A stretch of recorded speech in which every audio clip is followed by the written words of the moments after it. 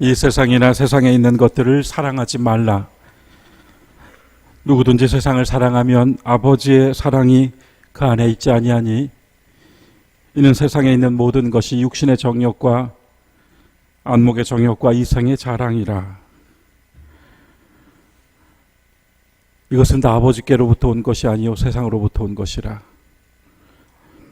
이 세상도 그 정욕도 다 지나가지만 오직 하나님의 뜻을 행하는 자는 영원히 거하느니라. 오늘 읽은 말씀이죠. 엄격히 이 말씀이 우리에게 던져준 메시지는 오직 하나님의 뜻을 행하는 자는 영원히 거하리라. 하나님의 뜻이 무엇일까요? 그것은 분명 사랑입니다. 세상으로부터 온 것에 대하여 세 가지를 명시했습니다. 육신의 정욕, 안목의 정욕, 이생의 자랑. 처음엔 좋은 만남인 것 같지만 대화를 더하고 깊어지면 어느새 자랑하는 것밖에는 남는 게 없습니다. 서로 자랑하기 바쁘죠. 눈에 보이는 것들과 몸이 원하는 것들에 집착하고 그러한 것들로 마치 모든 것을 가진 것처럼 살아갑니다. 대개의 관계들이 모두 그렇게 자랑할 것을 찾고 자랑할 것이 없으면 더 이상 만나고 싶지 않습니다. 이 말씀은 명료하게 세상과 하나님을 구분하고 있지만 사실은 정확하게 그것을 관통하는 하나님의 시선인 것 같아요. 육신과 안목과 자랑밖에 없는 세상 속에서 하나님의 뜻을 따라 사는 영원한 삶이라는 것이 무엇인가? 그것을 요한일서 2장은 사랑이라고 했습니다. 하나님께로부터 온 것은 사랑이라고 했습니다. 교회 여러분, 우리는 하나님을 사랑하라, 이웃을 사랑하라 하는 말씀 너무 잘 압니다. 한 번은 한 사람이 주님께 찾아와 물었어요. 누가 내 이웃인가요? 누가 내 이웃인가요? 여러분, 우리도 묻고 싶지 않습니까? 누가 우리 이웃입니까? 그러자 주님은 선한 사마리아인의 비유를 들려주시면서 가서 너도 이와 같이 하라 하셨죠. 누가 내 이웃인가 하는 질문은 계속되어 온 것 같습니다. 이스라엘의 선생들, 랍비들은 그에 대한 교훈을 많이 남겼어요. 그 중에도 모세 코르도베르라고 하는 사람, 하는 랍비가 남긴 한마디가 더 크게 보였습니다. 그는 이렇게 말합니다. 누가 우리의 이웃입니까? 이웃은 바로 당신 자신입니다. 주님은 내 이웃을 내 몸과 같이 사랑하라고 하셨습니다. 신약 성경 곳곳에서 이 말씀이 중요하다는 메시지가 여기저기 울려 퍼집니다. 사도 바울은요, 갈라디아서 5장 15절에서 이 한 계명을 준행한다면 율법 전체를 다 이루는 것이라고 했습니다. 사랑한다면요. 사도 베드로도 베드로전서 4장 8절을 통해서 무엇보다도 뜨겁게 서로 사랑하십시오라고 했습니다. 오늘 읽은 본문의 저자인 요한, 사도 요한도 그의 복음서와 서신서에서 계속 이 사랑을 강조하는데요. 3장 11절에서는 우리는 서로 사랑해야 합니다. 이는 우리가 처음부터 들은 소식입니다. 예수님의 형제라고 알려진 사도 야고보는 야고보서 2장 8절을 통해서 이웃 사랑하는 것이야말로 성경에 기록된 최고의 법이라고 했습니다. 초대교회 성도들은 이 계명을 으뜸으로 삼았습니다. 서로 사랑하고 이웃을 사랑하는 이 계명을 붙들고 교제하고 기도하며 함께 떡을 뗐습니다. 그토록 힘겨운 박해와 순교의 와중에도 그들은 서로 사랑하고 또 사랑받았기 때문에 교회의 강건함을 유지했습니다. 교회를 지키는 최고의 비결은 서로 사랑하는 것입니다. 그런데 언젠가부터 개인 구원이다 하는 말, 또 신앙은 하나님과 나의 1:1 관계라고 하는 메시지가 더 강조되어 흘러나옵니다. 어쩌면 이 또한 이 시대의 반영이고 개인주의 시대의 산물이 아닌가 신학자들은 진단합니다. 하나님은 한 분이시면서도 성부와 성자, 성령 삼위일체로 스스로를 가리켜 우리라고 하셨습니다. 이미 그분의 이름 안에, 그분이 부르신 그 부름 안에 기독교의 핵심인 함께 공동체가 있습니다. 하나님은 우리가 타락하기 전에 에덴 동산에 있을 때 이미 아담과 하와로 한 몸을 이루게 하심으로써 우리로 살게 하셨습니다. 내 하나님 여호와를 사랑하라, 신명기 6장 5절입니다. 내 이웃 사랑하기를 내 몸과 같이 하라. 레위기 19장 18절입니다. 그런데 이 두 본문에 똑같이 쓰인 히브리어 단어가 하나 있습니다. 사랑하라 라고 번역된 히브리어 단어인데요, 베아하부타라는 말입니다. 이 베아하부타라고 하는 말은 성경에 자주 쓰인 단어가 아닙니다. 오늘 우리는 너무나 익숙한 말씀을 조금 익숙하지 않게 나누려고 합니다. 먼저 내 이웃을 내 몸과 같이 사랑하라 하는 이 짧은 한 절 말씀 속에 있는 히브리어 단어들을 새겨보려고 합니다. 앞서 말씀드린 대로 사랑하라 라고 번역된 히브리어 베아하부타는 이 말뜻이 좀 새롭습니다. 우리는 쉽게 사랑하라로 번역했지만 이 단어를 그대로 풀어내면 그리고 너는 사랑하여라 입니다. 그 앞에 뭔가가 있습니다. 그래서 그리고 너는 사랑하여라. 그런데 그 무언가는 밝혀지지 않습니다. 다만 앞에 무엇이 있든지 간에 그리고 너는 사랑하여라, 베아하부타. 또 하나의 단어는 레레이에카라는 단어인데 그것은 번역이 잘 됐습니다. 너의 이웃에게. 그리고 마지막으로 쓰인 한 단어가 카모카라는 말인데요, 이 말이 이채롭습니다. 우리 성경은요, 내 몸과 같이, 네 몸과 같이 라고 번역했습니다. 그런데 이 카모카라고 하는 말은 단지 내 몸과 같이, 내 몸처럼 이라고 하는 뜻도 있지만 내 몸으로, 그대 자신으로 라고 하는 의미도 있습니다. 그래, 이것을 원문으로 다시 번역해보면 이런 문장도 가능하네요. 그리고 그대는 사랑하십시오. 그대 자신으로서 그대의 이웃들을. 역대하 28장에 아주 색다른 이야기가 하나 나와요. 당시에 유대 땅도요, 북왕국 이스라엘과 남왕국 유다로 분단되어 있었습니다. 북왕국의 수도는 사마리아이고요, 남왕국 유다의 수도는 예루살렘입니다. 이들이 서로 갈라져서 싸우고 죽였던 것은 우리처럼 동족상잔의 비극이었습니다. 이때 남왕국 유다의 왕이 아하스라고 하는 사람인데요, 이 사람이 아주 철저히 하나님을 등져버렸던 악한 왕으로 성경은 묘사합니다. 이 아하스에 이어서 세워진 왕이 히스기야예요.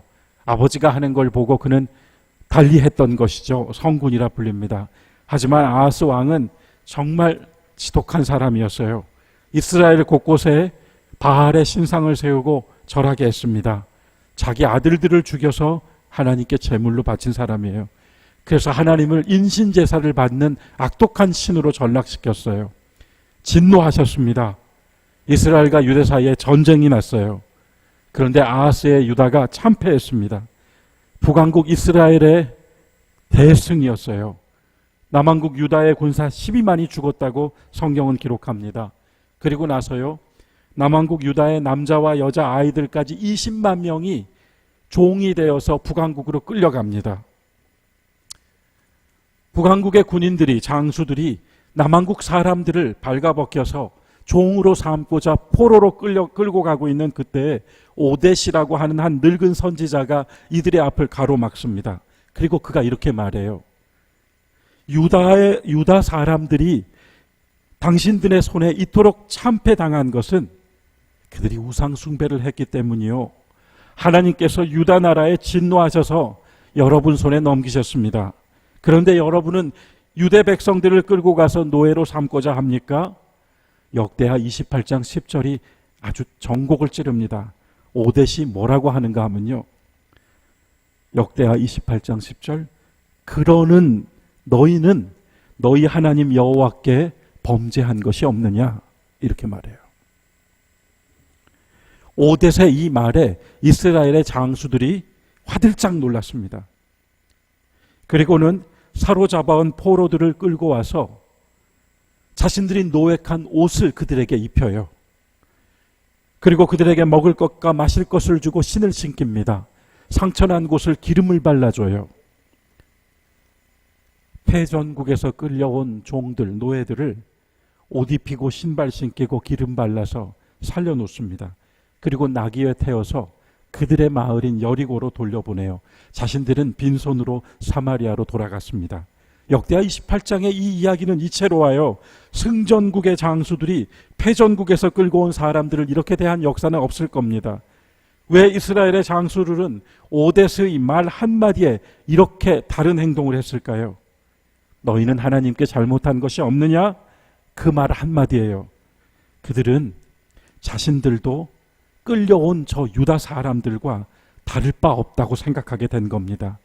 사람과 사람 사이에는 승자와 패자가 있고 강자와 약자가 있을지는 모릅니다. 하지만 모두 살아계신 하나님 앞에서는 같은 처지의 사람에 불과하다는 것을 그들이 새삼 깨달았던 거예요. 우리는 모두 같은 처지요. 내 이웃이 누구입니까? 그대 자신입니다. 사람이 사람을 좋아하고 관심을 갖고 귀를 기울이고 사랑하게 되는 것, 그런 데에는 저 사람도 나랑 다른 것이 없구나, 저 사람도 나같이 힘들기도 하고 나같이 어렵기도 하구나라는 것을 느낄 때 이 관계엔 중요한 과교 역할을 해주죠. 우리가 같은 처지가 되었다고 느낄 때 그때 함께하는 힘도 생겨납니다. 우리는 많은 경험들을 해왔습니다. 주님께서 선한 사마리아 사람 이야기를 해주실 때요, 그걸 들었던 사람들은 어쩌면 역대하 28장의 이 이야기를 상기했을지도 모르겠습니다. 다른 누군가가 아닙니다. 저들이 아닙니다.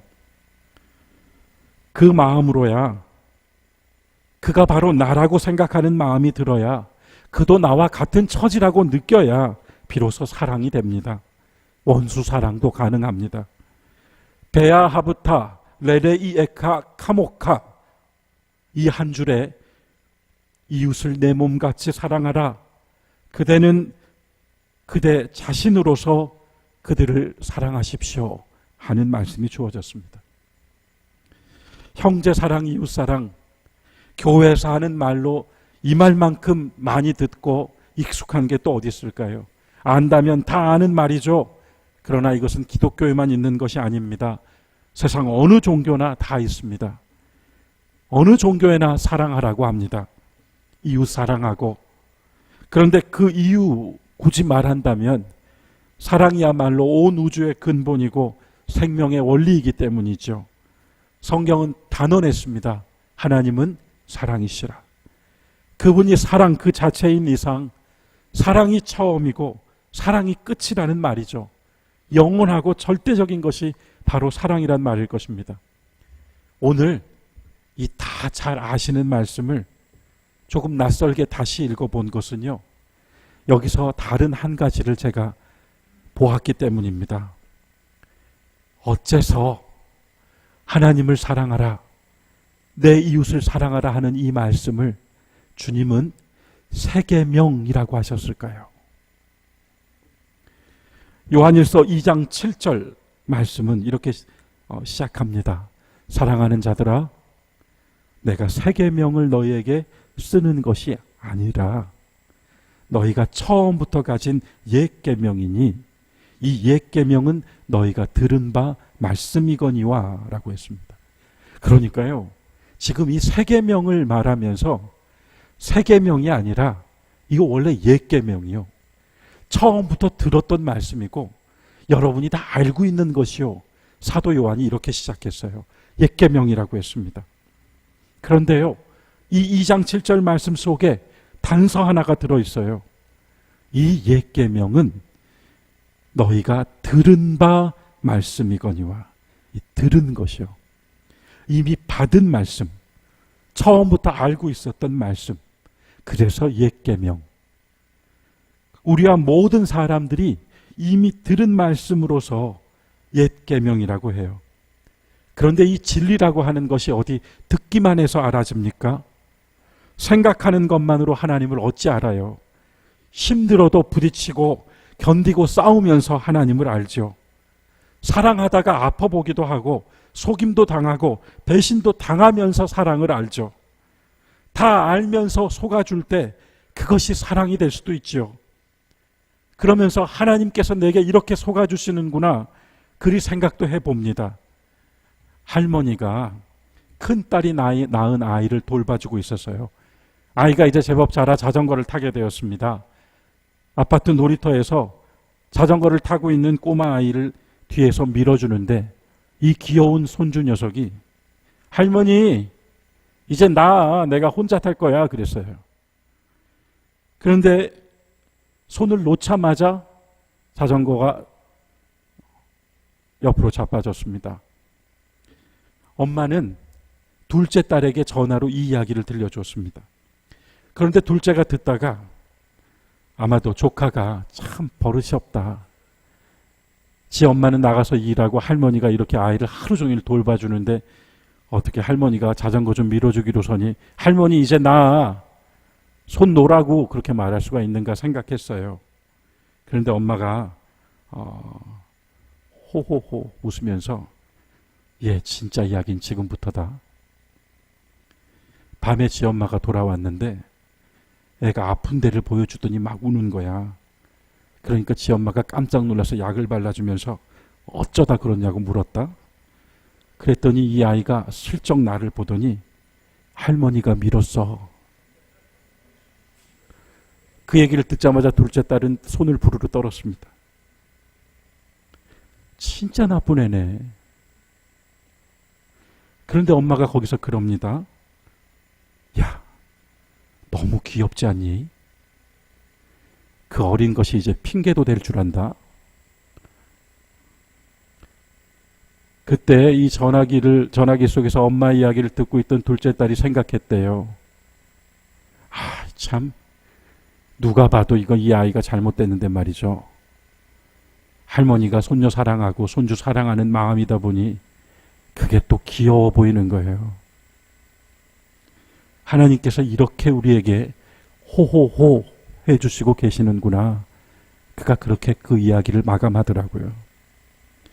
하나님께서 이렇게 아이 같은 나의 삶 속에서 늘 속아주시고 혹 내가 실수하고 실패해도 아이고 귀여워라 하시는구나 생각했대요. 사랑하는 자들아, 내가 새 계명을 너희에게 쓰는 것이 아니요 너희가 처음부터 가진 옛 계명이니 이 옛 계명은 너희가 들은 바 말씀이거니와. 여러분, 이어지는 8절을 보겠습니다. 다시 내가 너희에게 새 계명을 쓰노니 반전합니다. 앞서 7절에서는요 이웃 사랑하십시오, 하나님 사랑하십시오, 이거 옛 계명이에요. 그런데 8절에서 사도 요한이 다시 여러분에게 새 계명을 쓰겠습니다. 이 새 계명은 하나님께도 참되고 우리에게도 참됩니다. 그런데 이게 왜 새 계명인 줄 아십니까? 하고는 어둠이 지나고 참빛이 벌써 빛이 미니라. 되게 어려워졌어요. 이게 왜 새 계명인가를 말하는데 어둠이 지나고 참빛이 빛이 미니라. 이제 어둠이 지나갔고 참빛이 벌써 빛이기 때문에 새 계명이래요. 여러분 어떻게 이 말씀을 해석하시겠습니까? 요한복음이 답을 해줍니다. 요한복음이 성경이 말하는 빛과 어둠이 뭔지를 분명히 해줬거든요. 성경에서 말하는 빛은요 하나님을 아는 것입니다. 성경이 말하는 어둠은요 하나님을 알지 못하는 것이에요. 요한복음 1장 5절은 이렇게 증거합니다. 이것이 우리가 그 안에서 듣고 또 여러분에게 전하려고 하는 소식입니다. 이것이 우리가 예수 그리스도를 통하여 들었고 여러분에게 전하려고 하는 소식입니다. 이 소식은 곧 하나님은 빛이시고 그 안에는 어둠이 조금도 없다는 것입니다. 왜 새 계명이 되었습니까? 이제 우리가 하나님을 알게 되었습니다. 이제 우리가 예수 그리스도를 통하여 하나님의 마음이 무엇인지를 알게 되었습니다. 그래서 이제는 들었던 말씀으로서 우리가 이전에 배우고 알았던 그래 다 알고 있는 얘기지 하는 옛 계명이 아니라 오늘 하나님을 알고 예수 그리스도를 따르며 살기로 작정한 사람의 생활 속에서 그것이 새 계명이 되는 것입니다. 그래서 이 말씀이 얼마나 놀라웠는지요. 옛 계명과 새 계명이 똑같아요. 그런데 주님은 이것이 가장 큰 계명이라고 하셨어요. 이웃을 사랑하고 하나님을 사랑하는 이 계명이 계명이니까 반드시 지켜야 하는 것일 텐데요. 이것이 누구나 오래전부터 처음부터 들었던 말씀이었지만 오늘 저와 여러분이 하나님을 알기에 예수 그리스도를 따르고자 행하는 그 모든 것들이 주님 안에서 이루어지는 새 계명의 실현이라는 거였어요. 또 하나의 계명을 주신 것이 아니라 그 계명을 새롭게 해주셨어요. 날마다 우리를 새롭게 해주신다는 말씀이 바로 여기서 이해가 됐어요.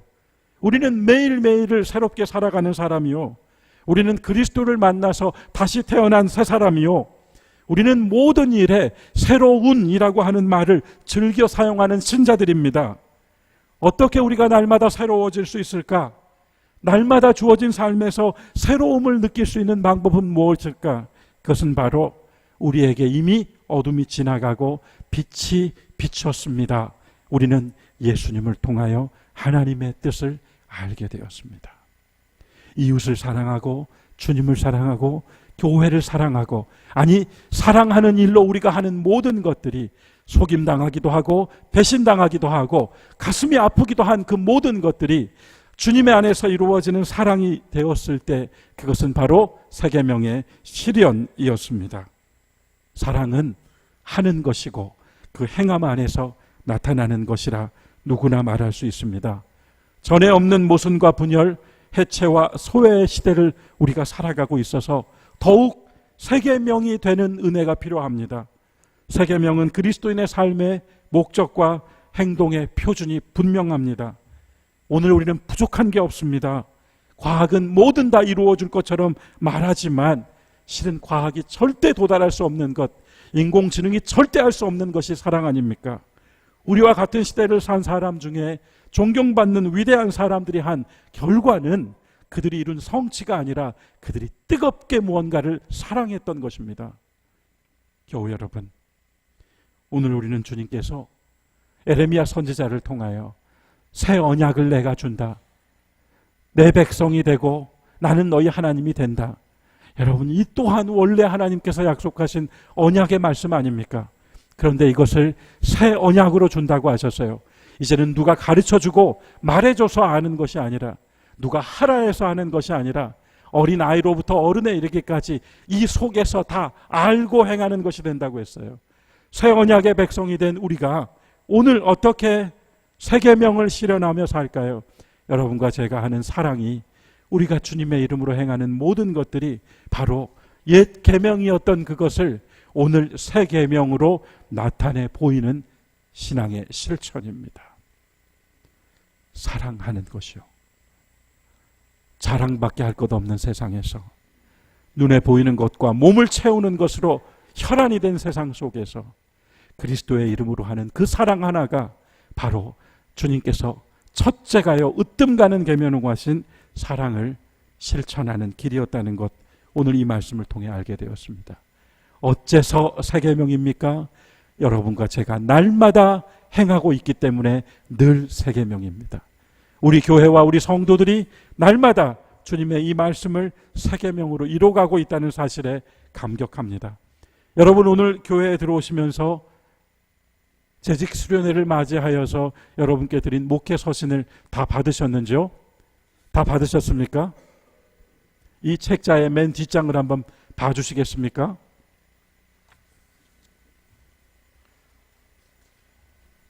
제가요, 우리 초동교회가 무엇을 하고 있고 그간 어떤 사역들을 해왔는지를 정리하면서 너무 많다 생각했어요. 그래서 몇 가지는 쳐내고 20가지로 정리했습니다. 교회는 늘 그 모양으로 서 있는 것 같고 사람들은 늘 그렇게 주일날 와서 예배드리고 가는 것 같지만 실은 날마다 초동교회는 주님께서 맡겨주신 사명을 감당하고 있어요. 모든 사역에서 우리가 이것들을 행하고 있다는 사실을 함께 여러분과 느끼고 싶습니다. 이 모든 것을 하나님께로부터 받은 선교의 사명으로 알고 섬기고 봉사하고 있다는 것을요, 앞으로도 더욱 낮은 곳으로, 더 약한 사람들에게로, 더 뜨거운 복음의 정신으로 함께 나아가자고요. 그래서 우리 교회는 옛 계명으로 죽은 말씀으로 가는 교회가 아니라 날마다 사랑으로 행하며 새 계명을 만들어가는 교회요, 신자의 삶이 되어보자고 우리 이 서신을 남겼습니다. 우리 모두가 마음을 아파요. 오늘 재직 수련회뿐만 아니라 앞으로의 여정 가운데 날마다 지역과 사회, 이웃을 섬기며 그로써 하나님 사랑을 나타내는 우리 교회와 신자, 성도 여러분 되시기를 주님의 이름으로 축원합니다. 사도신경으로